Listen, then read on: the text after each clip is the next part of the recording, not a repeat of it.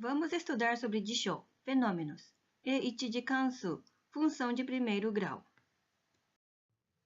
Quando temos duas variáveis, x e y, em que y varia de acordo com x, e ao estabelecer o x, determina-se um único y, dizemos que y é uma função de x.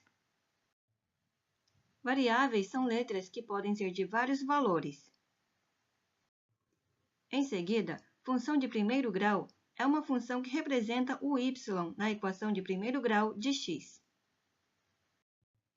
A equação de primeiro grau é uma fórmula que pode ser representada pela soma do termo principal de primeiro grau e números.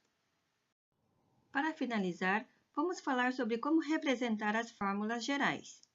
Geralmente, as funções do primeiro grau são expressas usando constantes não zero a e constante b.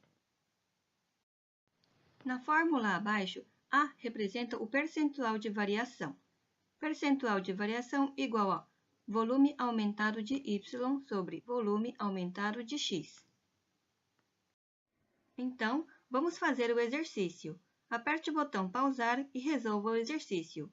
Quando terminar, aperte o botão reproduzir e vamos verificar se está certo. Vamos verificar a resposta.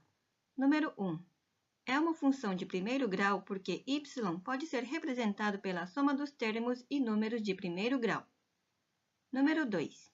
2x ao quadrado é uma função de segundo grau, ou seja, y não é uma função de primeiro grau. Número 3. É uma fórmula de proporção inversa, então não é uma função de primeiro grau. Portanto, a resposta correta é a número 1. Conseguiram responder corretamente a função de primeiro grau? Por último, vamos recapitular esta aula. Função de primeiro grau é a função que aparece no y e x na equação de primeiro grau.